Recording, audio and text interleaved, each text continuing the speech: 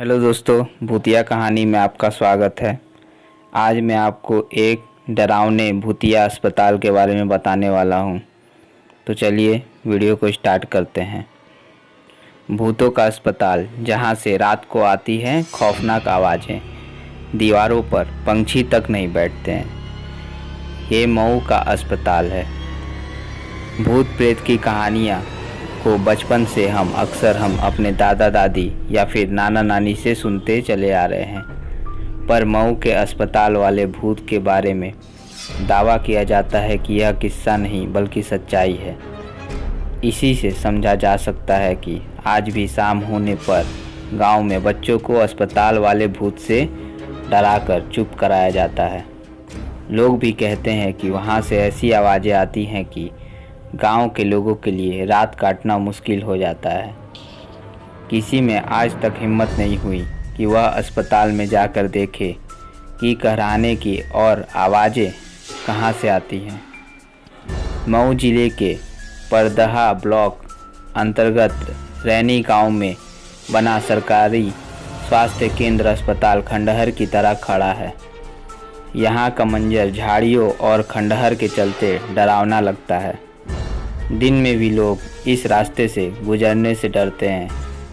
घनी झाड़ियों के बावजूद रास्ता इतना साफ दिखता है जैसे कभी किसी ने साफ किया हो, जबकि बताते हैं कि वहाँ सफाई आज तक नहीं हुई। गांव वालों की माने तो अगर दिन के 12 बजे अस्पताल के पास कोई गुजरा तो उसकी हालत ख़राब हो जाती है। कई बार तो लोगों को लगता है कि अस्पताल में बहुत भीड़ है और लोगों के रोने की आवाज़ें आती हैं। यही नहीं, खौफ इस बात से भी होता है कि पक्षी भी इस खंडहर और इसकी दीवारों पर नहीं बैठते। सूरज डूबते गांव के लोग उस रास्ते को सुनसान छोड़ देते हैं। अगर बहुत मजबूरी हुई तो वहां से झुंड बनाकर गुजरते हैं। उन्हें हर समय इस बात का डर लगा रहता है कि किसी भूत का साया ना पड़ जाए। रैनी गांव के लोग ऐसे ही रहते हैं। यह भी दावा किया जाता है कि आधी रात के समय उल्लुओं के रोने की आवाज़ें आती हैं। आवाज़ों को सुनकर ऐसा लगता है जैसे किसी ने पिघला हुआ शीशा कान में डाल दिया हो। रात होती है तो गांव वाले किसी इंतज़ार करते हैं कि किसी तरह से यह रात कटे और सुबह हो, क्योंकि उन्हें गांव की रात डराती है। वह रात में दहशत में रहते हैं। गांव के लोग कहते हैं कि ऐसा लगता है जैसे रात कटती ही नहीं। यह भी दावा किया जाता है कि कभी कभी अस्पताल की खिड़की से रोशनी आती दिखाई पड़ती है। वहाँ से कराहने की आवाज़ें सुनाई पड़ती हैं। गांव के लोगों की माने तो ये आवाज़ें लंबे समय से आती हैं, पर किसी में हिम्मत नहीं कि वो वहां जाकर देखे, इसकी जांच पड़ताल करे। गांव के लोगों का कहना है कि जिस रात अस्पताल से रोने की आवाज़ें आती हैं, उसके दूसरे दिन गांव में जैसे मरघट का सन्नाटा छाया रहता है। हर किसी को इस बात का डर लगा रहता है कि कहीं कोई दुर्घटना ना हो जाए। गांव के रहने वाले 75 साल के केदार बताते हैं कि अस्पताल ग्रामीणों को इलाज की सुविधा के लिए बना था, पर क्या पता कि इस अस्पताल में जिंदों का नहीं मुर्दों का इलाज होगा। केदार बताते हैं कि बात बहुत पुरानी है, जब गांव में रहने वाले 2 पट्टीदारों के बीच आपसी लड़ाई हुई तो एक की मौत इलाज के अभाव में हो गई। पर इसके कुछ दिनों बाद गांव में उन्हें इसी स्थान पर बैठे देखे जाने की बातें कही जाने लगी। कहा जाता है कि वह किसी से कुछ बोलते नहीं, पर बचाओ बचाओ की आवाज़ें ज़रूर आती हैं। किसी की हिम्मत नहीं होती कि वहां जाएं।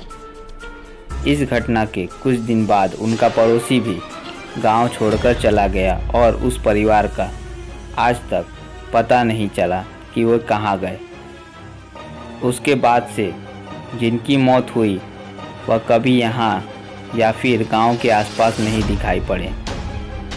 पर 1982 में जब पर यह चिकित्सा उपकेंद्र बनकर तैयार हुआ तो कुछ दिन बाद ही टूटने फूटने की आवाज़ें आने लगी।